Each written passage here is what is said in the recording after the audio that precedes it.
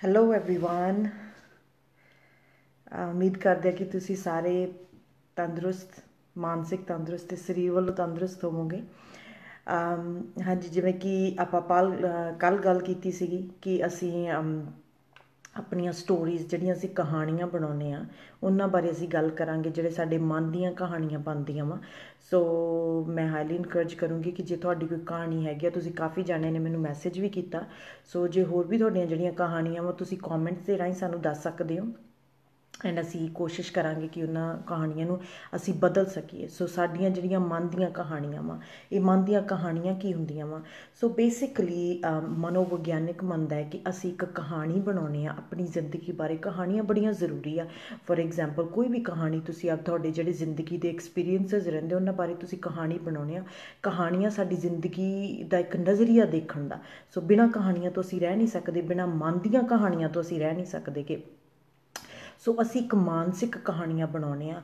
ਹੁੰਦਾ ਕੀ ਆ ਕਿ ਜਦੋਂ ਅਸੀਂ ਉਹ ਦੁੱਖ ਵਾਲੀਆਂ, ਦੁਖਦਾਇਕ ਮਾਨਸਿਕ ਕਹਾਣੀਆਂ ਬਣਾ ਲੈਂਦੇ ਹਾਂ, ਜਿਹੜੀਆਂ ਕਿ ਦੁਖੀ ਵਾਲੀਆਂ ਮਾਨਸਿਕ ਕਹਾਣੀਆਂ ਹੋਣ ਜਾਂ ਜਿਹੜੀਆਂ ਜਿਹੜੀ ਮਾਨਸਿਕਤਾ ਨੂੰ ਕਮਜ਼ੋਰ ਕਰਦੀਆਂ ਹੋਣ, ਜਾਂ ਝੂਠੀਆਂ ਕਹਾਣੀਆਂ ਬਣਾ ਲਈਏ, ਫਿਰ ਉਹ ਸਾਡੀ ਮਾਨਸਿਕਤਾ 'ਤੇ ਇੰਪੈਕਟ ਕਰਦੀਆਂ ਵਾ। ਸੋ ਫੋਰ ਐਗਜ਼ਾਮਪਲ ਜਿਵੇਂ ਕੋਈ ਵੀ ਕਹਾਣੀ ਤੁਸੀਂ ਲੈ ਲਓ, ਕਹਾਣੀਆਂ ਦੇ ਵਿੱਚੋਂ ਨਿਕਲਣਾ ਬੜਾ ਔਖਾ ਵਾ, ਕਿਉਂਕਿ ਜਿਹੜੀ ਕਹਾਣੀ ਅਸੀਂ ਆਪਣੇ ਆਪ ਨੂੰ 5 ਸਾਲ 10 ਸਾਲ 15 ਸਾਲ ਦੱਸੀ ਵੀ ਹੋਵੇ, ਉਸ ਕਹਾਣੀ 'ਚੋਂ ਅਸੀਂ ਤੁਹਾਨੂੰ ਕਹੀਏ ਕਿ ਤੁਸੀਂ ਨਿਕਲੋ, ਉਸ ਕਹਾਣੀ ਦੀ ਥਾਂ ਨਵੀਂ ਕਹਾਣੀ ਬਣਾਈਏ, ਯਾਨੀ ਬੜਾ ਔਖਾ ਹੋ ਜਾਂਦਾ ਵਾ, ਕਿਉਂਕਿ ਉੱਥੇ ਵੀ ਲੋਸ ਹੁੰਦੀ ਹੈ, ਉੱਥੇ ਵੀ ਕੁਝ ਗਵਾਚ ਜਾਂਦਾ ਜਦੋਂ ਤੁਸੀਂ ਆਪਣੀ ਪੁਰਾਣੀ ਕਹਾਣੀ 'ਚੋਂ ਨਿਕਲਦੇ ਆ। ਸੋ ਐਜ਼ ਅ ਥੈਰੇਪਿਸਟ, ਸਾਡਾ ਕਾਉਂਸਲਰ, ਸਾਡਾ ਕੰਮ ਕੀ ਆ ਕਿ ਅਸੀਂ ਲੋਕਾਂ ਦੀਆਂ ਕਹਾਣੀਆਂ ਬਦਲਦੇ ਹਾਂ। ਅਸੀਂ ਕਦੇ ਕਿਸੇ ਦੇ ਜਿਹੜੇ ਸਰਕਮਸਟੈਂਸਸ ਨਹੀਂ ਅਸੀਂ ਸਾਡੇ ਕੋਲ ਇੰਨੀ ਪਾਵਰ ਨਹੀਂ ਹੁੰਦੀ ਕਿ ਅਸੀਂ ਕਿਸੇ ਦੇ ਸਰਕਮਸਟੈਂਸਸ ਬਦਲੀਏ, ਪਰ ਅਸੀਂ ਕਹਾਣੀਆਂ ਬਦਲਦੇ ਹਾਂ। ਸੋ ਫੋਰ ਐਗਜ਼ਾਮਪਲ, ਜਦੋਂ ਸਾਡੇ ਕੋਲ ਲੋਕ ਥੈਰੇਪੀ ਲੈਂਦੇ ਆ, ਕਾਉਂਸਲਿੰਗ ਕਰਦੇ ਆ, ਜਿਹੜੀ ਉਹ ਕਹਾਣੀ ਸਾਨੂੰ ਦੱਸਦੇ ਆ ਉਹ ਤੋਂ ਇੱਕ ਵੱਖਰੀ ਕਹਾਣੀ ਜਦੋਂ ਜਾਂਦੇ ਆ ਸਾਡੇ ਆਫਿਸ 'ਚੋਂ, ਅਸੀਂ ਕੋਸ਼ਿਸ਼ ਕਰਦੇ ਹਾਂ ਕੋਈ ਇੱਕ ਵੱਖਰੀ ਕਹਾਣੀ ਆਫਿਸ ਜਦੋਂ ਥੈਰੇਪੀ ਤੋਂ ਬਾਅਦ ਇੱਕ ਵੱਖਰੀ ਕਹਾਣੀ ਨਾਲ ਜੁੜਨ। ਸੋ ਫੋਰ ਐਗਜ਼ਾਮਪਲ, ਜਿਵੇਂ ਤੁਹਾਨੂੰ ਪਤਾ ਕਿ ਮੈਂ ਕਾਫੀ ਚਿਰ ਪ੍ਰਿਜ਼ਨ ਦੇ ਵਿੱਚ, ਜੇਲ੍ਹ ਦੇ ਵਿੱਚ ਕੰਮ ਕੀਤਾ ਵਾ, ਐਂਡ ਉੱਥੇ ਜਦੋਂ ਮੈਂ ਉਹਨਾਂ ਦੀ ਕਾਉਂਸਲਿੰਗ ਕਰਦੀ ਹੁੰਦੀ ਸੀ, ਐਂਡ ਨੋਰਮਲੀ ਜਿਹੜੇ ਉਹ ਲੋਕ ਜੇਲ੍ਹ ਦੇ ਵਿੱਚ ਹੁੰਦੇ ਸੀ, ਉਹਨਾਂ ਦੀ ਕਹਾਣੀ ਇਹ ਹੁੰਦੀ ਸੀਗੀ ਆਪਣੇ ਆਪ ਬਾਰੇ। ਐਂਡ ਇਹ ਕਹਾਣੀਆਂ ਜਿਹੜੀਆਂ ਅਸੀਂ ਆਪਣੇ ਮਨ ਨੂੰ ਦੱਸਦੀਆਂ, ਆਪਦੇ ਆਪ ਨੂੰ ਦੱਸਦੀਆਂ, ਉਹਨਾਂ ਦੀ ਕਹਾਣੀ ਆਪਦੇ ਬਾਰੇ ਇਹ ਹੁੰਦੀ ਸੀਗੀ ਕਿ ਮੈਂ ਬੁਰਾ ਵਾਂ, ਮੈਂ ਬੇਵਕੂਫ ਹਾਂ, ਜਾਂ ਮੈਂ ਬੁਰਾ ਵਾਂ, ਮੈਨੂੰ ਜਿਵੇਂ ਆਪਦੇ ਬਾਰੇ ਜਿਹੜੀ ਮਨ ਦੀ ਕਹਾਣੀ ਬੜੀ ਨੈਗੇਟਿਵ ਹੁੰਦੀ ਸੀ।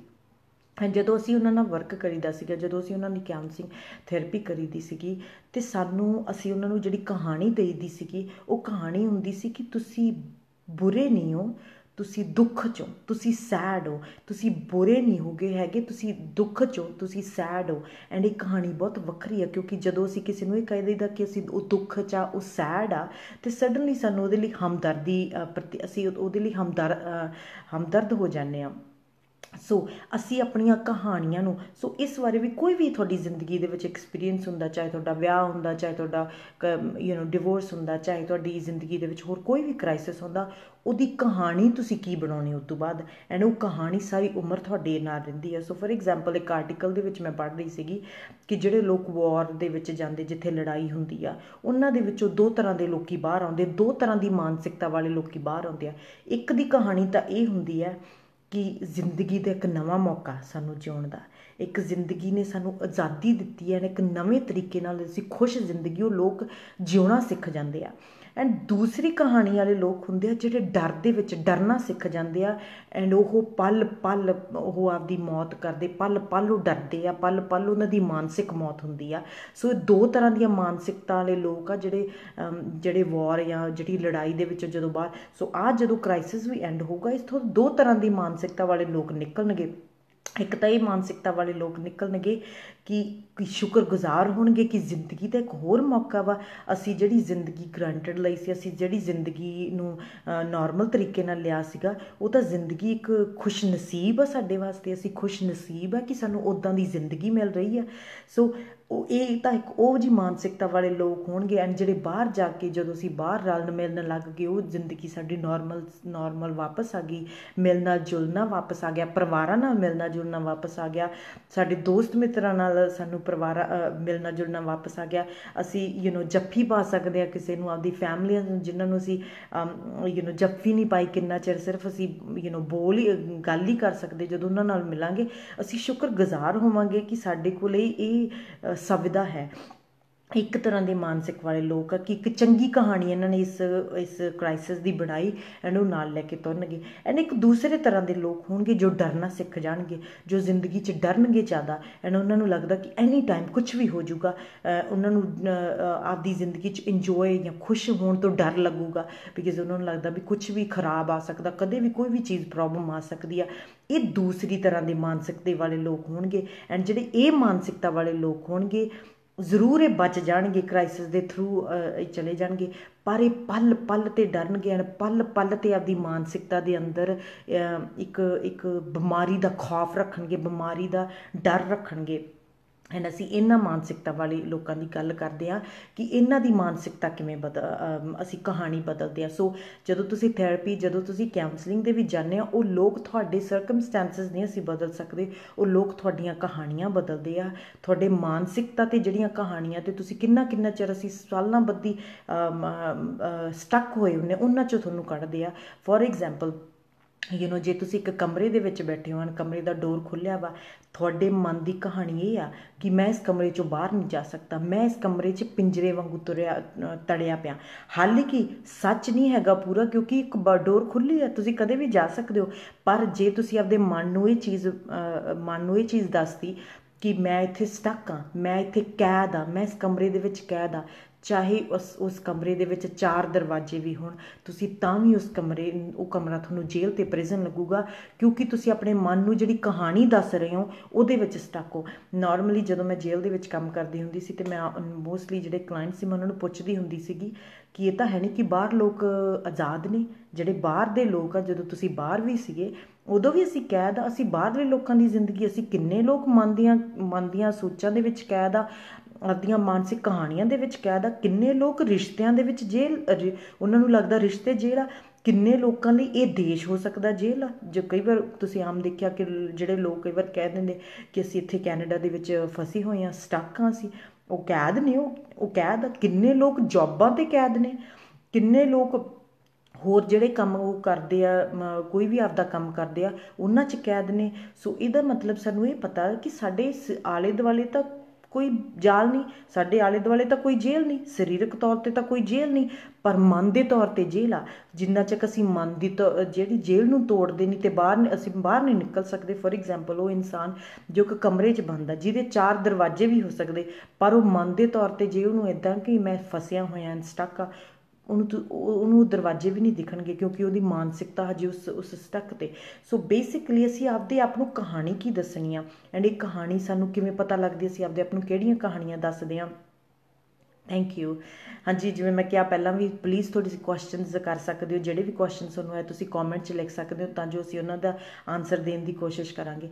ਸੋ ਇਹ ਕਹਾਣੀਆਂ ਅਸੀਂ ਕਿੱਦਾਂ ਬਣਾਉਂਦੇ ਹੋ? ਇਹ ਕਹਾਣੀਆਂ ਸਾਡੀਆਂ ਜ਼ਰੂਰ, ਥੈਂਕ ਯੂ ਜੀ।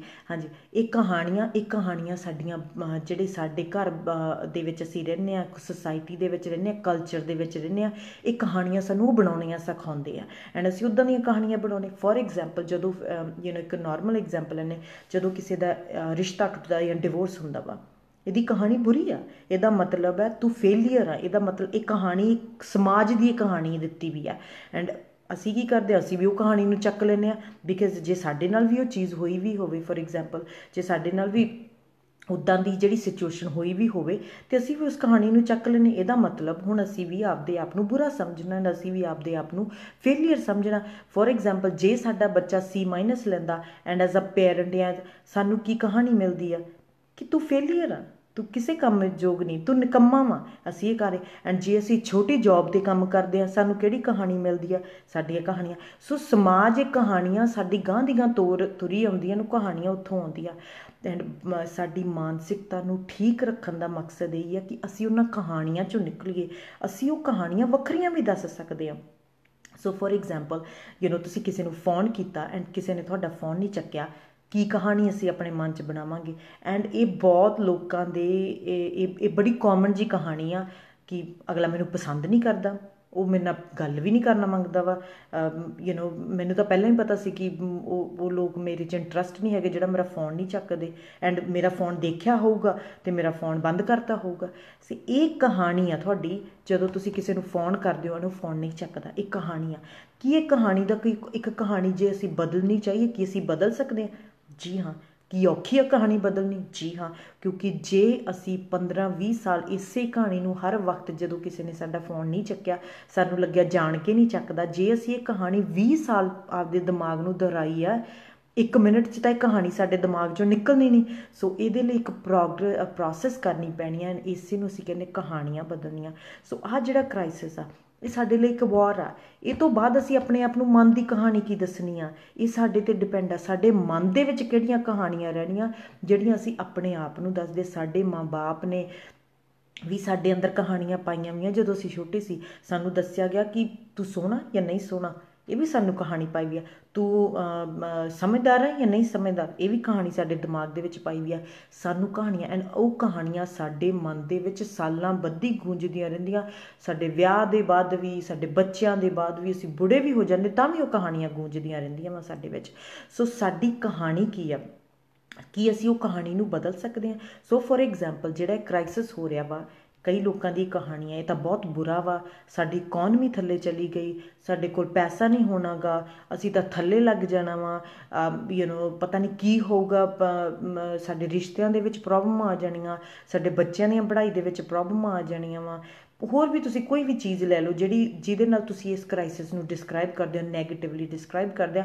ਐਂਡ ਕੋਈ ਵੀ ਜਿਹੜਾ ਕ੍ਰਾਈਸਿਸ ਆ, ਮੋਸਟ ਆਫ ਦਾ ਟਾਈਮ ਅਸੀਂ ਉਹਨੂੰ ਨੈਗੇਟਿਵਲੀ ਹੀ ਡਿਸਕ੍ਰਾਈਬ ਕਰਦੇ ਹਾਂ, ਬਿਕਾਜ਼ ਇਹ ਕਹਾਣੀ ਸਾਡੀਆਂ ਪਿੱਛੋਂ ਚੱਲੀਆਂ ਆਉਂਦੀਆਂ। ਸੋ ਫੋਰ ਐਗਜ਼ਾਮਪਲ, ਜੇ ਤੁਸੀਂ ਇਸੇ ਹੀ ਜਿਹੜੇ ਕ੍ਰਾਈਸਿਸ ਆ ਇਹਦੀ ਕਹਾਣੀ ਬਦਲਣੀ ਹੋਵੇ ਤਾਂ ਅਸੀਂ ਕਿਵੇਂ ਕਹਾਣੀ ਬਦਲਾਂਗੇ? ਇਹਦੀ ਕਹਾਣੀ ਅਸੀਂ ਬਦਲਦੇ ਕਿ ਜ਼ਿੰਦਗੀ ਜਿਹੜੀ ਸਾਡੀ ਇਸ ਕ੍ਰਾਈਸਿਸ ਤੋਂ ਪਹਿਲਾਂ ਸੀ, ਉਹ ਜ਼ਿੰਦਗੀ ਇੱਕ ਭੱਜ ਦੌੜ ਸੀ। ਜੇ ਤੁਸੀਂ ਆਪਦੀ ਜ਼ਿੰਦਗੀ ਨੂੰ ਦੇਖਿਓ ਨਾ, ਮੈਂ ਰਿਫਲੈਕਟ ਕੀਤਾ, ਸਪੈਸ਼ਲੀ ਮੇਰੀ ਜ਼ਿੰਦਗੀ ਦਾ ਭੱਜ ਦੌੜ ਸੀ ਇਸ ਕ੍ਰਾਈਸਿਸ ਤੋਂ ਪਹਿਲਾਂ। ਮੈਨੂੰ ਸਲੋ ਡਾਊਨ ਕਰਨ ਦਾ ਪਤਾ ਹੀ ਨਹੀਂ ਸੀ ਵੀ ਸ਼ਾਂਤੀ ਨਾਲ ਅਤੇ ਸਲੋ ਡਾਊਨ ਨਾਲ ਵੀ ਜ਼ਿੰਦਗੀ ਕਿਵੇਂ ਜਾਂਦੀ। ਐਂਡ ਇਹ ਜਿਹੜਾ ਕ੍ਰਾਈਸਿਸ ਆ, ਇਹਨੇ ਸਾਡੀ ਜ਼ਿੰਦਗੀ ਸਲੋ ਕੀਤੀ ਆ। ਐਂਡ ਸਲੋ ਦੇ ਵਿੱਚ ਸਾਨੂੰ ਚੀਜ਼ਾਂ ਦਾ ਪਤਾ ਜ਼ਿਆਦਾ ਲੱਗਦਾ, ਅਸੀਂ ਚੀਜ਼ਾਂ ਨੂੰ ਨੋਟਿਸ ਜ਼ਿਆਦਾ ਕਰਦੇ ਹਾਂ, ਰਿਸ਼ਤਿਆਂ ਦੇ ਵਿੱਚ ਚੀਜ਼ਾਂ ਨੂੰ ਨੋਟਿਸ ਜ਼ਿਆਦਾ ਕਰਦੇ, ਆਪਦੇ ਬੱਚਿਆਂ ਨੂੰ ਜ਼ਿਆਦਾ ਨੋਟਿਸ ਕਰਦੇ, ਆਪਦੀ ਜ਼ਿੰਦਗੀ ਦੇ ਵਿੱਚ ਹੋ ਰਹੀਆਂ ਚੀਜ਼ਾਂ ਨੂੰ ਵੀ ਅਸੀਂ ਜ਼ਿਆਦਾ ਨੋਟਿਸ ਕਰਦੇ ਹਾਂ। ਸੋ ਬੜਾ ਜ਼ਰੂਰੀ ਹੈ ਸਾਡੀ ਜ਼ਿੰਦਗੀ ਦਾ ਸਲੋ ਹੋਣਾ। ਇਹ ਨਹੀਂ ਕਿ ਅਸੀਂ ਸਿਰਫ ਫਾਸਟ ਐਂਡ ਸਾਡੀ ਜ਼ਿੰਦਗੀ ਕਦੋਂ 60-70 ਸਾਲ 'ਤੇ ਲਾਈਨ 'ਤੇ ਆ ਜਾਂਦੀ, ਸਾਨੂੰ ਪਤਾ ਹੀ ਨਹੀਂ ਲੱਗਦਾ ਗਾ, ਕਿਉਂਕਿ ਸਲੋ ਡਾਊਨ ਦਾ ਆਪਦੇ ਆਪ ਦੇ ਵਿੱਚ ਬੈਠ ਕੇ ਤਾਂ ਦੇਖਿਆ ਹੀ ਨਹੀਂ ਕਦੇ। ਸੋ ਫੋਰ ਐਗਜ਼ਾਮਪਲ, ਕਿੰਨੀ ਵਧੀਆ ਚੀਜ਼ ਹੈ ਕਿ ਸਾਨੂੰ ਟਾਈਮ ਸਲੋ ਡਾਊਨ ਕਰਨਾ ਸਿਖਾ ਰਿਹਾ, ਆਪਦੇ ਆਪ ਦੇ ਵਿੱਚ ਦਿਖਾ ਰਿਹਾ ਵਾ ਕਿ ਆਪਦੀ ਚਾਲ ਨੂੰ ਥੋੜ੍ਹਾ ਧੀਰਾ ਕਰ, ਕਿਉਂਕਿ ਜ਼ਿੰਦਗੀ ਤਾਂ ਐਵੇਂ 60-70-80-90 ਸਾਲ ਚਲੀ ਜਾਊਗੀ ਅਤੇ ਪਤਾ ਵੀ ਨਹੀਂ ਲੱਗਣਾ ਗਾ। ਇਸ ਜ਼ਿੰਦਗੀ ਦਾ ਪਤਾ ਵੀ ਨਹੀਂ ਲੱਗਣਾ ਕਿ ਮੈਂ ਹੋਰ ਕੀ ਕਰਨਾ ਸੀਗਾ। ਮੈਂ ਆਪਦੇ ਮਨ ਨੂੰ ਬੈਠ ਕੇ ਵਿਚਾਰਨਾ ਵੀ ਸੀ। ਦੂਸਰੀ, ਤੁਸੀਂ ਕਿੰਨੇ ਲੋਕਾਂ ਨੇ, ਆਪਾਂ ਕੰਪਲੇਨ ਕਰਦੇ ਹੁੰਦੇ ਸੀ ਇਸ ਕ੍ਰਾਈਸਿਸ ਤੋਂ ਪਹਿਲਾਂ ਕਿ ਸਾਡੇ ਕੋਲ ਟਾਈਮ ਨਹੀਂ, ਸਾਡੇ ਕੋਲ ਪਰਿਵਾਰਾਂ ਦੇ ਵਿੱਚ ਟਾਈਮ ਨਹੀਂ ਸਪੈਂਡ ਕਰਨ ਨੂੰ ਹੈਗਾ ਗਾ। ਇਸ ਮੌਕੇ ਸਾਨੂੰ ਕਿਹਨੇ ਦਿੱਤਾ? ਇਹ ਮੌਕਾ ਦਿੱਤਾ ਕਿ ਅਸੀਂ ਆਪਣੇ ਪਰਿਵਾਰਾਂ ਦੇ ਵਿੱਚ ਜਿਨ੍ਹਾਂ ਲੋਕਾਂ ਨਾਲ ਅਸੀਂ ਵਿਆਹ ਕਰਾਉਣੇ ਆ, ਜਿਨ੍ਹਾਂ ਲੋਕਾਂ ਦੇ ਬੱਚਿਆਂ ਦਾ ਸਾਡਾ ਘਰ ਜਨਮ ਹੁੰਦਾ ਵਾ, ਸਾਰੀ ਉਮਰ ਲੰਘ ਜਾਂਦੀ, ਅਸੀਂ ਉਹਨਾਂ ਨਾਲ ਬੈਠ ਕੇ ਦੇਖਦੇ ਨਹੀਂ ਵੀ ਉਹ ਕਿੱਦਾਂ ਦੇ ਲੋਕੀ ਆ।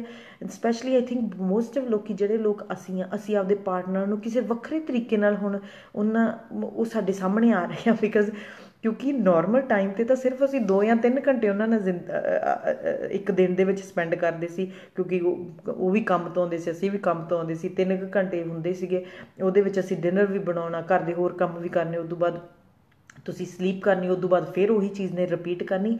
ਪਹਿਲੀ ਵਾਰ ਸਾਨੂੰ ਪਤਾ ਲੱਗ ਰਿਹਾ ਕਿ ਸਾਡੇ ਹਸਬੈਂਡ, ਸਾਡੇ ਵਾਈਫ ਕਿੱਦਾਂ ਦੇ ਇਨਸਾਨ ਨੇ, ਕਿਉਂਕਿ ਹੁਣ ਉਹਨਾਂ ਨਾਲ ਉਹਨਾਂ ਦੀਆਂ ਫਰਸਟ੍ਰੇਸ਼ਨਸ ਦਾ ਸਾਨੂੰ ਪਤਾ ਲੱਗ ਰਿਹਾ ਵਾ, ਉਹਨਾਂ ਦੀਆਂ ਭਾਵਨਾਵਾਂ ਦਾ ਉਹਨਾਂ ਦਾ ਐਕਸਪੋਜਰ ਸਾਨੂੰ ਜ਼ਿਆਦਾ ਮਿਲ ਰਿਹਾ। ਐਂਡ ਇਹ ਚੰਗੀ ਗੱਲ ਨਹੀਂ ਕਿ ਜਿਨ੍ਹਾਂ ਲੋਕਾਂ ਨਾਲ ਅਸੀਂ ਆਪਦੀ ਲਾਈਫ ਇਨਵੈਸਟ ਕੀਤੀ ਵੀ ਹੈ, ਜਿਨ੍ਹਾਂ ਲੋਕਾਂ ਦੇ ਵਿੱਚ, ਉਹ ਲੋਕਾਂ ਬਾਰੇ ਸਾਨੂੰ ਜਾਣਨ ਦਾ ਮੌਕਾ ਮਿਲੇ। ਉਹ ਸਿਰਫ ਇੱਕ ਸਾਡੇ ਹਮਸਫਰ, ਉਹ ਸਿਰਫ ਇੱਕ ਸਾਡੇ ਇਹ ਨਹੀਂ ਕਿ ਉਹਨਾਂ ਨੇ ਸਾਡੇ ਨਾਲ ਕਾਰ ਦੀ ਰਾਈਡ ਸ਼ੇਅਰ ਕੀਤੀ ਆ ਅਤੇ ਉਵੇਂ ਜ਼ਿੰਦਗੀ ਦੀ ਰਾਈਡ ਸ਼ੇਅਰ ਕੀਤੀ ਆ ਅਤੇ ਉਹ ਚੁੱਪ ਚਾਪ ਉਤਰ ਜਾਣਗੇ ਜਦੋਂ ਉਹਨਾਂ ਦਾ ਸਟੇਸ਼ਨ ਆਊਗਾ। ਪਰ ਅਸੀਂ ਉਹਨਾਂ ਨੂੰ ਜਾਣਨ ਦਾ ਮੌਕਾ, ਅਸੀਂ ਉਹਨਾਂ ਨੂੰ ਦੁੱਖ ਸੁੱਖ ਕਰਨ ਦਾ, ਜਿਹੜੀਆਂ ਚੀਜ਼ਾਂ ਲਈ ਅਸੀਂ ਜ਼ਿੰਦਗੀ ਦੇ ਵਿੱਚ ਉਹਨਾਂ ਨਾਲ ਪਾਰਟਨਰਸ਼ਿਪ ਕੀਤੀ ਆ, ਅਸੀਂ ਵਿਆਹ ਕਰਾਉਣੇ, ਅਸੀਂ ਵਿਆਹ ਇਸੇ ਕਰਕੇ ਕਰਾਉਣੇ ਨਾ ਕਿ ਅਸੀਂ ਦੁੱਖ ਸੁੱਖ ਦੇ ਵਿੱਚ ਇੱਕ ਦੂਜੇ ਨਾਲ ਹੋਈਏ, ਸਾਡਾ ਮਾਨਸਿਕ ਰਿਸ਼ਤਾ ਬਣੇ, ਰਿਸ਼ਤਾ ਸਾਨੂੰ ਸੁੱਖ ਦੇਵੇ। ਐਨੇ ਟਾਈਮ ਅਸੀਂ ਰਿਸ਼ਤੇ ਤੋਂ ਸੁੱਖ ਲਈਏ। ਸਾਡੇ ਬੱਚੇ ਕਿਉਂ ਅਸੀਂ ਆਪਦੀ ਜ਼ਿੰਦਗੀ ਦੇ ਵਿੱਚ ਲਿਆਉਣੇ? ਇਸੇ ਕਰਕੇ ਕਿ ਇੱਕ ਪਰਿਵਾਰ ਬਣੇ, ਇੱਕ ਪਰਿਵਾਰਕ ਸੁੱਖ ਮਿਲੇ ਸਾਨੂੰ। ਐਂਡ ਇਸ ਪਰਿਵਾਰ ਨਾਲ ਸਾਨੂੰ ਸੁੱਖ, ਉਹ ਮਨ ਦਾ ਸੁੱਖ ਮਿਲਦਾ ਵਾ, ਉਹ ਇੱਕ ਕਨੈਕਸ਼ਨ, ਉਹ ਰਿਸ਼ਤਿਆਂ ਦਾ ਸੁੱਖ ਮਿਲਦਾ ਵਾ। ਸੋ ਕਿੰਨੀ ਚੰਗੀ ਗੱਲ ਆ। ਤੀਜੀ ਆ ਕਿ ਤੁਸੀਂ ਦੇਖੋ ਕਿ ਜਿਹੜੀ ਹਵਾ ਅਸੀਂ ਸਾਹ ਲੈਂਦੇ ਸੀਗੇ, ਉਹ ਹਵਾ ਕਿੰਨੀ ਕਲੀਨ ਹੋ ਗਈ ਆ।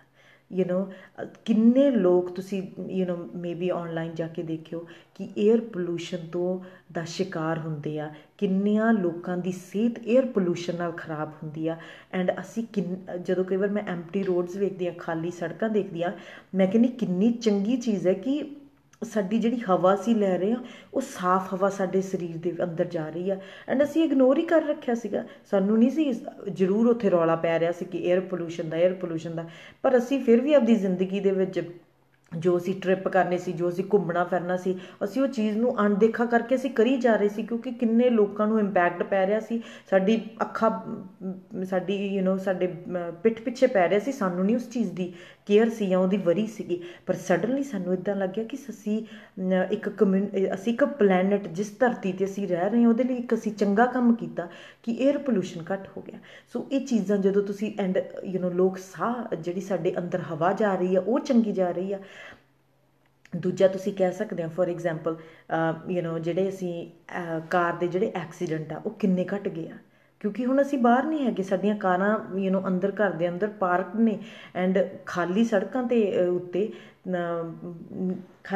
ਦੇ ਉੱਤੇ ਐਕਸੀਡੈਂਟ ਨਹੀਂ ਹੋ ਰਹੇ। ਕਿ ਕਿੰਨੇ ਲੋਕ ਐਕਸੀਡੈਂਟਸ ਤੋਂ ਬਚ ਰਹੇ ਆ, ਕਿੰਨੀਆਂ ਮੌਤਾਂ ਹੋਣ ਤੋਂ, ਐਕਸੀਡੈਂਟਸ ਹੋਣ ਤੋਂ ਬਚ ਰਹੀਆਂ ਵਾ। ਤੁਸੀਂ ਇਹ ਦੇਖੋ। ਐਂਡ ਦੂਸਰਾ ਤੁਸੀਂ ਦੇਖੋ ਕਿ ਜਦੋਂ ਆਪਾਂ ਇਸ ਚੀਜ਼ ਨੂੰ ਰਿਫਲੈਕਟ ਕਰਦੇ ਹਾਂ, ਕਿੰਨੀਆਂ ਅਸੀਂ ਨੌਨਸੈਂਸ ਚੀਜ਼ਾਂ ਕਰਦੇ ਹਾਂ ਜ਼ਿੰਦਗੀ ਦੇ ਵਿੱਚ, ਨਾਰਮਲ ਲਾਈਫ ਦੇ ਵਿੱਚ। ਮੈਂ ਤਾਂ ਆਪਣੀ ਲਾਈਫ ਨੂੰ ਰਿਫਲੈਕਟ ਕਰਕੇ ਦੇਖਿਆ ਵੀ ਬਹੁਤ ਕੰਮ ਅਸੀਂ ਇੱਦਾਂ ਦੇ ਕਰਦੇ ਜਿਹੜੇ ਜ਼ਰੂਰ ਵੀ ਨਹੀਂ ਹੈਗੇ। ਕਿ ਹੁਣ ਤੁਸੀਂ ਦੇਖੋ ਵੀ ਕਿੰਨੇ ਸਾਡੇ ਬਿਊਟੀ ਪ੍ਰੋਡਕਟ ਨਹੀਂ ਮਿਲ ਰਹੇ ਸਾਨੂੰ, ਅਸੀਂ ਬਿਊਟੀ ਪ੍ਰੋਡਕਟ ਯੂਜ਼ ਨਹੀਂ ਕਰ ਰਹੇ। ਐਂਡ ਕਿਉਂਕਿ ਸਾਨੂੰ ਇਹ ਨਹੀਂ ਹੈਗਾ ਗਾ ਕਿ ਅਸੀਂ ਆਪਦੇ ਆਪ ਨੂੰ ਸੋਹਣਾ ਬਣ ਕੇ ਲੋਕਾਂ ਨੂੰ ਦਿਖਾਈਏ ਵੀ ਅਸੀਂ ਕਿੰਨੇ ਸੋਹਣੇ ਆ। ਇਹ ਕਿੰਨਾ ਯੂਜ਼ਲੈਸ ਕੰਮ ਐਂਡ ਘੱਟ ਗਿਆ ਇਹ। ਜੀ ਹਾਂ, ਅਸੀਂ ਹੀਲਾਂ ਪਾਉਣੀਆਂ ਛੱਡਤੀਆਂ। ਅਸੀਂ ਇੰਨਾ ਪੈਸਾ ਕੱਪੜਿਆਂ 'ਤੇ, ਔਨਲਾਈਨ ਸ਼ੋਪਿੰਗ 'ਤੇ ਜਿੰਨਾ ਅਸੀਂ ਕਰਦੇ ਸੀ, ਉਹ ਅਸੀਂ ਘਟਾਤਾ। ਜਿਹੜੀਆਂ ਬ੍ਰਾਂਡ ਨੇਮ ਦੀਆਂ ਐਕਸਪੈਂਸਿਵ ਚੀਜ਼ਾਂ ਲੱਗਦੇ ਸੀ, ਅਲਟੀਮੇਟਲੀ ਤਾਂ ਅਸੀਂ ਉਹੀ ਲੈਂਦੇ ਸੀ ਨਾ ਕਿ ਲੋਕ ਇਹਨੂੰ ਦੇਖ ਸਕਣ, ਲੋਕ ਇਹਨਾਂ ਚੀਜ਼ਾਂ ਨੂੰ ਦੇਖ ਸਕਣ ਅਤੇ ਸਾਡੀ ਪ੍ਰੇਜ਼ ਕਰ ਸਕਣ ਵੀ ਕਿੰਨੀ ਮਹਿੰਗੀ ਚੀਜ਼ ਹੈ, ਜਾਂ ਕਿੰਨੀ ਵਧੀਆ ਚੀਜ਼ ਹੈ, ਜਾਂ ਕਿੰਨੇ ਸੋਹਣੇ ਤੁਸੀਂ ਲੱਗ ਰਹੇ ਹੋ। ਕਿੰਨੀਆਂ ਯੂਜ਼ਲੈਸ ਚੀਜ਼ਾਂ ਅਸੀਂ ਆਪਣੀ ਜ਼ਿੰਦਗੀ ਨੂੰ ਟਾਈਮ ਦੇ ਰਹੇ ਸੀਗੇ, ਜਿਨ੍ਹਾਂ ਦਾ ਤਵੱਜੋ ਹੀ ਨਹੀਂ। ਹੁਣ ਸਾਨੂੰ ਇਹਨਾਂ ਦੀ ਲੋੜ ਹੀ ਨਹੀਂ ਕਰਨ ਦੀ। ਹੁਣ ਸਾਨੂੰ ਮਹਿੰਗੀ ਫਾਊਂਡੇਸ਼ਨ ਜਾਂ ਬੈਸਟ ਆਪਦਾ ਜਿਹੜਾ ਮੇਕਅਪ ਅਸੀਂ ਸਪੈਸ਼ਲੀ ਔਰਤਾਂ ਯੂਜ਼ ਕਰਦੇ ਹਾਂ, ਸਾਨੂੰ ਲੋੜ ਹੀ ਨਹੀਂ ਹੁਣ ਹੈਗੀ ਕਿ ਰਾਈਟ। ਬਿਕਾਜ਼ ਅਸੀਂ ਬਾਹਰ ਦਿਖਾਵਾ ਨਹੀਂ ਕਰ ਰਹੇ ਹੁਣ। ਐਂਡ ਦਿਖਾਵਾ ਕਿੰਨਾ ਘਟਿਆ ਹੋਇਆ ਕਿਸੇ ਵੀ ਚੀਜ਼ ਦਾ ਤੁਸੀਂ ਦੇਖ ਲਓ। ਸੋ ਜਿਹੜੀ ਸਭ ਤੋਂ ਇਹ ਜਿਹੜੀਆਂ ਯੂਜ਼ਲੈਸ ਚੀਜ਼ਾਂ ਸਾਡੀ ਜ਼ਿੰਦਗੀ 'ਚੋਂ ਗਈਆਂ ਵਾ। ਫੋਰ ਐਗਜ਼ਾਮਪਲ ਜਿਹੜੇ ਇੰਸਟੈਂਟ ਗ੍ਰੈਟੀਫਿਕੇਸ਼ਨ, ਪਹਿਲਾਂ ਹੁੰਦਾ ਸੀਗਾ ਕਿ ਜਦੋਂ ਸਾਨੂੰ ਕਿਸੇ ਚੀਜ਼ ਦੀ ਤਾਂਘ ਜੀ ਹੁੰਦੀ ਸੀ ਵੀ ਅਸੀਂ ਆਹ ਜਾ ਕੇ ਖਾਈਏ ਜਾਂ ਆਹ ਸਟੋਰ ਦੇ ਵਿੱਚ ਜਾਈਏ, ਅਤੇ ਅਸੀਂ ਜਦੇ ਝੱਟ ਚਲੇ ਜਾਂਦੇ ਸੀ, ਕਾਰ ਚੱਕਦੇ ਸੀ। ਐਂਡ ਕਿੰਨਾ ਉਹ ਚੀਜ਼ ਰੁਕ ਗਈ ਹੈ ਕਿ ਅਸੀਂ ਜਦੋਂ ਹੁਣ ਚੀਜ਼ ਕੋਈ ਮੰਗਦੇ ਹਾਂ ਆਪਦੇ ਆਪ ਨੂੰ, ਐਂਡ ਸਪੈਸ਼ਲੀ ਮੈਨੂੰ ਪਤਾ ਮੇਰੇ ਨਾਲ ਤਾਂ ਇਹ ਚੀਜ਼ ਹੋ ਰਹੀ ਹੈ, ਐਂਡ ਆਈ ਥਿੰਕ ਬਹੁਤ ਹੋਰ ਲੋਕਾਂ ਨਾਲ ਵੀ ਹੋ ਰਹੀ ਹੈ ਕਿ ਜਦੋਂ ਅਸੀਂ ਪਹਿਲਾਂ ਕੋਈ ਚੀਜ਼ ਖਾਣ ਲਈ ਚਾਹੁੰਦੇ ਸੀ ਅਤੇ ਅਸੀਂ ਕਾਰ ਚੱਕਦੇ ਸੀ ਅਤੇ ਅਸੀਂ ਉੱਥੇ ਰੈਸਟੋਰੈਂਟ ਖਾਣ ਚਲੇ ਜਾਂਦੇ ਸੀਗੇ, ਜਾਂ ਕੋਈ ਚੀਜ਼ ਅਸੀਂ ਲੈਣੀ ਹੁੰਦੀ ਸੀ। ਅਤੇ ਹੁਣ ਅਸੀਂ ਬੈਠ ਕੇ ਸੋਚਦੇ ਹਾਂ ਕਿ ਸੱਚੀ ਇਹ ਚੀਜ਼ ਮੈਨੂੰ ਚਾਹੀਦੀ ਆ, ਜਾਂ ਇਸ ਚੀਜ਼ ਤੋਂ ਬਿਨਾਂ ਮੈਂ ਗੁਜ਼ਾਰਾ ਕਰ ਸਕਦਾ ਵਾਂ। ਉਹ ਸਟਾਪ ਸਾਈਨ, ਉਹ ਪੌਜ਼ ਆਇਆ ਕਿ ਹੁਣ ਅਸੀਂ ਸੋਚ ਕੇ ਖਰੀਦਦੇ ਹਾਂ, ਹੁਣ ਅਸੀਂ ਸੋਚ ਕੇ ਘਰੋਂ ਬਾਹਰ ਨਿਕਲਦੇ ਹਾਂ। ਐਂਡ ਤੁਸੀਂ ਦੇਖੋ ਜੇ ਇਹੀ ਚੀਜ਼ਾਂ ਅਸੀਂ ਨੋਰਮਲ ਜ਼ਿੰਦਗੀ ਦੇ ਵਿੱਚ ਕਰਨ ਲੱਗ ਜਾਈਏ ਤਾਂ ਸਾਡੀ ਲਾਈਫ ਸਵਰ ਜੂ। ਐਂਡ ਸਾਡੇ ਕੋਲ ਕਿੰਨਾ ਜ਼ਿਆਦਾ ਟਾਈਮ ਹੋਊਗਾ ਪ੍ਰੋਡਕਟਿਵ ਚੀਜ਼ਾਂ ਕਰਨ ਦਾ, ਸਹੀ ਚੀਜ਼ਾਂ ਕਰਨ ਦਾ। ਕਿੰਨਾ ਟਾਈਮ ਜਿਹੜਾ, ਬਿਕਾਜ਼ ਰਾਈਟ ਨਾਓ ਹੁਣ ਜਦੋਂ ਅਸੀਂ ਇਸ ਵਾਇਰਸ ਦੇ ਵਿੱਚੋਂ ਜਾ ਰਹੇ ਹਾਂ, ਸਾਨੂੰ ਪਤਾ ਲੱਗ ਰਿਹਾ ਕਿ ਸਭ ਤੋਂ ਜ਼ਿਆਦਾ ਜਿਹੜੀ ਚੀਜ਼ ਦੀ ਸਾਨੂੰ ਜ਼ਰੂਰਤ ਆ ਜ਼ਿੰਦਗੀ ਦੇ ਵਿੱਚ, ਕਿਸੇ ਵੀ ਦੁੱਖ ਨੂੰ ਸਾਹਮਣਾ ਕਰਨ ਲਈ, ਸਾਡੇ ਅੰਦਰ ਦੀ ਮਾਨਸਿਕਤਾ ਦਾ ਸਟਰੋਂਗ ਹੋਣਾ। ਨਾ ਤਾਂ ਹੁਣ ਸਾਨੂੰ ਮਹਿੰਗੀ ਫਾਊਂਡੇਸ਼ਨ ਇਸ ਪ੍ਰੋਬਲਮ ਨਾਲ ਹੱਲ ਕਰਵਾ ਸਕਦੀ ਆ, ਨਾ ਤਾਂ ਸਾਡੀ ਵੱਡੀ ਕਾਰ ਸਾਨੂੰ ਇਸ ਪ੍ਰੋਬਲਮ ਨੂੰ ਨਾਲ ਹੱਲ ਕਰਵਾ ਸਕਦੀ ਆ, ਨਾ ਸਾਡਾ ਵੱਡਾ ਬੈਂਕ ਬੈਲੈਂਸ ਸਾਨੂੰ ਇਸ ਪ੍ਰੋਬਲਮ ਨਾਲ ਹੱਲ ਕਰਵਾ ਸਕਦਾ। ਸਾਡੀ ਮਾਨਸਿਕਤਾ ਕਿੰਨੀ ਟਿਕੀ ਰਹਿੰਦੀ ਆ ਇਸ ਹਿੱਲੇ ਹੋਏ ਟਾਈਮ ਦੇ ਵਿੱਚ, ਇਹ ਸਾਨੂੰ ਕਰਾ। ਐਂਡ ਹੁਣ ਅਸੀਂ ਮਾਨਸਿਕਤਾ ਤੇ ਆਪਦੀ ਤੇ ਧਿਆਨ ਦੇ ਸਕਦੇ ਹਾਂ। ਹੁਣ ਅਸੀਂ ਘਰੇ ਬੈਠੇ ਆਪਦੀ ਮਾਨਸਿਕਤਾ ਨੂੰ ਪਰਖ ਸਕਦੇ ਹਾਂ ਕਿ ਮੇਰੇ ਮਨ ਦੀਆਂ ਅੰਦਰ ਸੋਚਾਂ ਕੀ ਆ, ਜੋ ਕਿ ਸਭ ਤੋਂ ਜ਼ਿਆਦਾ ਇੰਪੋਰਟੈਂਟ ਆਪਣੇ ਲਈ। ਅਸੀਂ ਆਪਦੇ ਮਨ ਦੀ, ਅਸੀਂ ਇੱਥੇ ਕਿਹੜੀਆਂ ਚੀਜ਼ਾਂ 'ਤੇ ਰਹਿੰਦੇ ਹਾਂ। ਤੁਸੀਂ ਆਪਾਂ ਸੋਚਦੇ ਆਪਾਂ ਚੰਗੇ ਘਰਾਂ ਦੇ ਵਿੱਚ ਰਹਿੰਦੇ ਹਾਂ, ਆਪਾਂ ਚੰਗੇ ਦੇਸ਼ਾਂ ਦੇ ਵਿੱਚ ਰਹਿੰਦੇ ਹਾਂ, ਆਪਾਂ ਚੰਗੀ ਕਾਰ ਦੇ ਵਿੱਚ ਬੈਠਦੇ ਹਾਂ, ਆਪਾਂ ਚੰਗੇ ਘਰਾਂ ਦੇ ਵਿੱਚ ਬੈਠਦੇ ਹਾਂ, ਆਪਾਂ ਚੰਗੀਆਂ ਜੋਬਾਂ 'ਤੇ। ਨਹੀਂ, ਅਸੀਂ ਉੱਥੇ ਨਹੀਂ ਰਹਿੰਦੇ, ਅਸੀਂ ਇੱਥੇ ਰਹਿੰਦੇ ਹਾਂ। ਜੇ ਸਾਡੀ ਸੋਚ ਨੈਗੇਟਿਵ ਆ, ਜੇ ਸਾਡੀ ਸੋਚ ਗਲਤ ਆ, ਤਾਂ ਅਸੀਂ ਗਲਤ ਥਾਂ 'ਤੇ ਇੱਥੇ। ਅਸੀਂ ਬਾਹਰ ਸਾਨੂੰ ਆਲੀਸ਼ਾਨ ਮਹਿਲ ਦੇ ਵਿੱਚ ਵੀ ਪਾ ਦਿਓ, ਪਰ ਜਦੋਂ ਸਾਡੀ ਆਹ ਸੋਚ ਟਰਿਗਰ ਹੋ ਗਈ, ਉਦੋਂ ਅਸੀਂ ਨਰਕ 'ਚ ਹੀ ਚਲੇ ਜਾਂਦੇ ਹਾਂ। ਉਦੋਂ ਨਹੀਂ ਸਾਨੂੰ ਆਲੇ ਦੁਆਲੇ ਦੀਆਂ ਚੰਗੀਆਂ ਚੀਜ਼ਾਂ ਦਿਖਦੀਆਂ ਵੀ ਅਸੀਂ ਬਹੁਤ ਵਧੀਆ ਆਲੀਸ਼ਾਨ ਘਰਾਂ ਦੇ ਵਿੱਚ ਆ। ਸੋ ਕਿੰਨਾ ਕਿੰਨਾ ਇੰਪੋਰਟੈਂਟ ਅਸੀਂ ਇਹ ਲੈ ਰਹੇ ਹਾਂ ਚੀਜ਼ ਨੂੰ ਕਿ ਅਸੀਂ ਚੀਜ਼ਾਂ ਨੂੰ ਰਿਫਲੈਕਟ ਕਰ ਰਹੇ ਹਾਂ। ਅਸੀਂ ਬੈਠ ਕੇ ਦੇਖ ਰਹੇ ਹਾਂ ਕਿ ਸਾਡੇ ਮਨ ਦੀਆਂ ਸੋਚਾਂ ਆਪਦੇ ਆਪਣਾ ਬੈਠ ਕੇ ਰਹੇ ਹਾਂ, ਜਿਹੜੀ ਕਿ ਸਭ ਤੋਂ ਜ਼ਿਆਦਾ ਜ਼ਰੂਰੀ ਆ, ਕਿਉਂਕਿ ਅਸੀਂ ਹਰ ਚੀਜ਼ ਨਾਲ ਬੈਠਦੇ ਹਾਂ, ਅਸੀਂ ਲੋਕਾਂ ਨਾਲ ਬੈਠਦੇ ਹਾਂ, ਅਸੀਂ ਬਹੁਤ ਚੀਜ਼ਾਂ ਦੇ ਢੋਂਗ ਵੀ ਕਰਦੇ ਹਾਂ ਜਿਹੜੀਆਂ ਸਾਡੀਆਂ ਹੁਣ ਸਾਨੂੰ ਲੱਗਦਾ ਕਿ ਜ਼ਿੰਦਗੀ 'ਚ ਜ਼ਰੂਰੀ ਵੀ ਨਹੀਂ ਸੀ। ਆਪਦੇ ਆਪ ਨੂੰ ਸੋਹਣਾ ਵੇਖ ਕੇ ਨਿਕਲਦੇ ਹਾਂ, ਹਾਈ ਹੀਲਸ ਪਾ ਕੇ ਨਿਕਲਦੇ ਹਾਂ, ਪਾਰਟੀਆਂ ਇੰਨੀਆਂ ਕਰਦੇ ਹਾਂ ਆਪਦੇ ਆਪ ਨੂੰ ਖੁਸ਼ੀ ਦੇਣ ਵਾਸਤੇ, ਐਂਡ ਫਿਰ ਵੀ ਨਹੀਂ ਸਾਡੇ 'ਚੋਂ ਖੁਸ਼ੀ ਆਉਂਦੀ। ਸੋ ਕਿੱਡੀ ਵੱਡੀ ਵਧੀਆ ਇਹ ਇੱਕ ਲੈਸਨ ਹੈ, ਇੱਕ ਸਾਡੇ ਲਈ ਲਰਨਿੰਗ ਹੈ ਕਿ ਅਸੀਂ ਉਹਨਾਂ ਚੀਜ਼ਾਂ ਵੱਲ ਦੇਖਣਾ ਕਿ ਜਿਹੜੀਆਂ ਬੇਫਜ਼ੂਲ ਚੀਜ਼ਾਂ ਅਸੀਂ ਕਰਦੇ ਹਾਂ ਲੋਕਾਂ ਨੂੰ ਇੰਪਰੈਸ ਕਰਨ ਲਈ, ਉਹ ਕਰਨੀਆਂ ਵੀ ਚਾਹੀਦੀਆਂ ਸਾਨੂੰ ਆਪਣੀ ਜ਼ਿੰਦਗੀ ਦੇ ਵਿੱਚ। ਰਾਈਟ, ਇਹ ਕਿੰਨਾ ਵਧੀਆ ਇੱਕ ਰਿਫਲੈਕਟ ਤੁਹਾਡੇ ਲਈ ਬਣ ਸਕਦੀ ਆ। ਨੋਰਮਲੀ ਆਈ ਥਿੰਕ ਜਦੋਂ ਮੈਂ ਅਡਿਕਸ਼ਨ ਦੇ ਵਿੱਚ ਕਾਫੀ ਕੰਮ ਕੀਤਾ, ਐਂਡ ਜਦੋਂ ਜਿਹੜੇ ਅਡਿਕਸ਼ਨ ਦੇ ਵਿੱਚ ਲੋਕ ਹੁੰਦੇ ਆ ਨਾ, ਜਦੋਂ ਰਿਕਵਰੀ ਹਾਊਸ ਦੇ ਵਿੱਚ ਜਾਂਦੇ ਆ, ਰਿਕਵਰੀ ਹੋਮਸ ਦੇ ਵਿੱਚ ਜਾਂਦੇ ਆ, ਉਹਨਾਂ ਨੂੰ ਨਸ਼ਾ ਛਡਾਊ ਕੇਂਦਰ ਜਿਹੜਾ ਸਭ ਪੰਜਾਬੀ ਦੇ ਵਿੱਚ ਕਹਿ ਦਿੰਦੇ ਆ, ਅਤੇ ਜਿੰਨਾ ਚੱਕ ਉਹਨਾਂ ਨੂੰ ਥੋੜ੍ਹਾ ਨਸ਼ਾ ਨਹੀਂ ਮਿਲਦਾ ਗਾ, ਉਹਨਾਂ ਦੀ ਜਿਹੜੀ ਉਹ ਰਿਕਵਰੀ ਹੁੰਦੀ ਆ, ਐਂਡ ਉਹ ਬੜੇ ਦੁਖੀ ਹੁੰਦੇ। ਮੈਨੂੰ ਲੱਗਦਾ ਆਪਣੇ ਨਾਲ ਵੀ ਰਾਈਟ ਨਾ ਉਹੀ ਹੋ ਰਿਹਾ ਵਾ। ਅਸੀਂ ਰਿਕਵਰੀ ਦੇ ਵਿੱਚ ਆ, ਅਸੀਂ ਉਸ ਨਸ਼ਾ ਛਡਾਊ, ਮਾਨਸਿਕ ਨਸ਼ਾ ਛਡਾਊ ਕੇਂਦਰ 'ਤੇ, ਬਿਕਾਜ਼ ਮਨ ਦੇ ਲੈਵਲ 'ਤੇ ਅਸੀਂ ਬਹੁਤ ਨਸ਼ੇ ਵਿੱਚ ਹਾਂ, ਮਨ ਦੇ ਲੈਵਲ 'ਤੇ ਅਸੀਂ ਨਸ਼ੇ ਵਿੱਚ ਹਾਂ। ਨਸ਼ਾ ਨਹੀਂ ਤਾਂ ਕੀ ਹੈ ਕਿ ਆਪਦੇ ਆਪ ਦੀਆਂ ਜਿਹੜੀਆਂ ਚੀਜ਼ਾਂ ਅਸੀਂ ਖਰੀਦਣੀਆਂ ਲੋਕਾਂ ਨੂੰ ਇੰਪਰੈਸ ਕਰਨ ਵਾਸਤੇ, ਇਹ ਨਸ਼ਾ ਹੀ ਤਾਂ ਹੈ। ਆਪਦੇ ਦੁੱਖ ਨੂੰ ਮਿਟਣ ਵਾਸਤੇ ਅਸੀਂ ਖਾਣਾ, ਇਹ ਵੀ ਤਾਂ ਨਸ਼ਾ ਹੀ ਹੈ ਨਾ। ਆਪਦੇ ਦੁੱਖ ਨੂੰ ਮਿਟਣ ਵਾਸਤੇ ਅਸੀਂ ਚੀਜ਼ਾਂ ਖਰੀਦਣੀਆਂ, ਇਹ ਵੀ ਤਾਂ ਇੱਕ ਨਸ਼ਾ ਹੀ ਹੈ ਨਾ। ਸੋ ਅਸੀਂ ਇੱਕ ਨਸ਼ਾ ਛਡਾਊ ਕੇਂਦਰ ਦੇ ਵਿੱਚ ਹਾਂ ਹੁਣ, ਐਂਡ ਸਾਨੂੰ ਔਖਾ ਲੱਗ ਰਿਹਾ ਵਾ, ਪਰ ਜਦੋਂ ਤੁਸੀਂ ਰਿਫਲੈਕਟ ਕਰਨ ਲੱਗ ਗਏ, ਤੁਹਾਨੂੰ ਇਹ ਪਤਾ ਲੱਗ ਜੂਗਾ ਕਿ ਜਦੋਂ ਇਸ ਨਸ਼ਾ ਛਡਾਊ ਕੇਂਦਰ ਦੇ ਵਿੱਚੋਂ ਮੈਂ ਬਾਹਰ ਜਾਊਂ, ਮੈਂ ਮਨ ਦੇ ਤੌਰ 'ਤੇ ਵੀ ਸਵਸਥ ਹੋਊਂ, ਮੈਂ ਮਾਨਸਿਕ ਤੌਰ 'ਤੇ ਵੀ ਸਵਸਥ ਹੋਊਂ, ਮੈਂ ਆਪਦੇ ਮਨ ਦੇ ਵਿੱਚ ਵੀ ਇੱਕ ਚੰਗੀਆਂ ਸੋਚਾਂ, ਇੱਕ ਮਾਨਸਿਕ ਸਿਹਤ ਚੰਗੀ ਲੈ ਕੇ ਜਾਊਂ ਇਸ ਨਸ਼ਾ ਛਡਾਊ ਕੇਂਦਰ ਦੇ ਵਿੱਚੋਂ।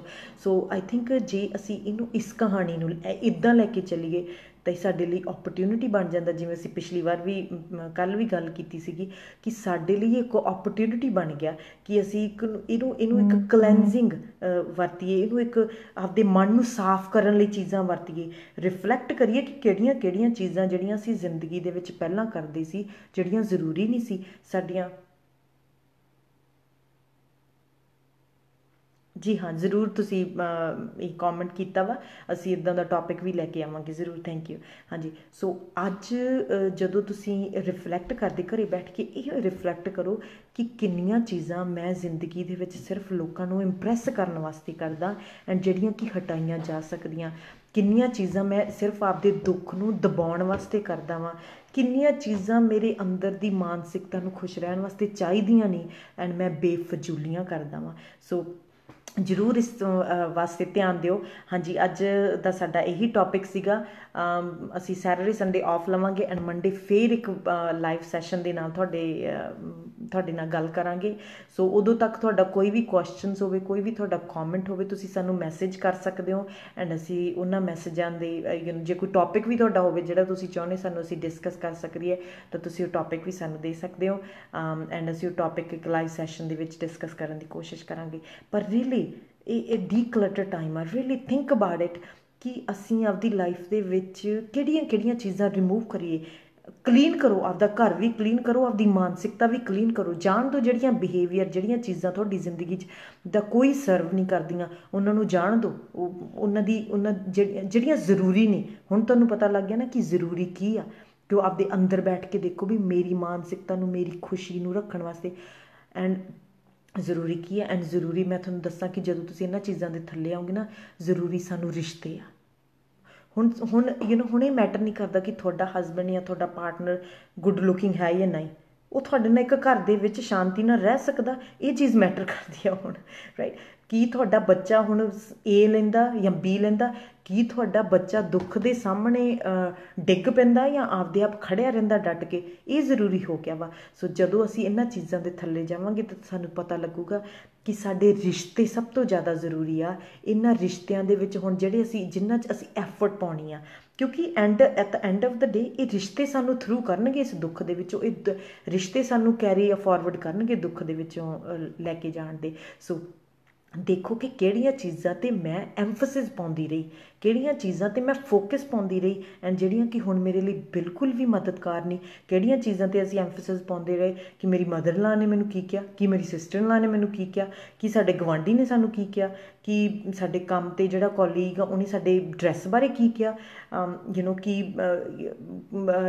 ਅਸੀਂ ਘਰ ਦੇ ਵਿੱਚ ਜਿਹੜਾ ਫਰਨੀਚਰ ਲਿਆ ਲੋਕਾਂ ਨੇ ਆ ਕੇ ਉਹਦੀ ਤਾਰੀਫ ਕੀਤੀ ਜਾਂ ਨਹੀਂ ਕੀਤੀ, ਕਿ ਜਿਹੜੀ ਅਸੀਂ ਪਾਰਟੀ ਕੀਤੀ ਉਹਦੇ ਵਿੱਚ ਸਾਡੀ ਤਾਰੀਫ ਹੋਈ ਜਾਂ ਨਹੀਂ ਹੋਈ। Think about it. ਇਹ ਸਾਰੀਆਂ ਚੀਜ਼ਾਂ ਇਹ ਕਿੱਥੇ ਫਿੱਟ ਹੁੰਦੀਆਂ ਸਾਡੀ ਜ਼ਿੰਦਗੀ ਦੇ ਵਿੱਚ, ਜਿਹੜੀਆਂ ਯੂਜ਼ਲੈਸ ਚੀਜ਼ਾਂ ਅਸੀਂ ਸੋਚਦੇ ਹਾਂ। ਐਂਡ ਸੋ ਹੋਪਫੁਲੀ ਇਹ ਜਿਹੜਾ ਕ੍ਰਾਈਸਿਸ ਆ ਸਾਨੂੰ ਦੂਸਰੇ ਪਾਸੇ ਇੱਕ ਚੰਗੀ ਮਾਨਸਿਕਤਾ ਦੇ ਵਿੱਚ ਐਂਡ ਜਿਹੜੀਆਂ ਚੀਜ਼ਾਂ ਰੀਲੀ ਸਾਡਾ ਅਸੀਂ ਫੋਕਸ ਕਰ ਸਕਦੇ ਹਾਂ ਉਹਦੇ ਬਾਰੇ ਸਿਖਾਵੇ। Thank you everyone.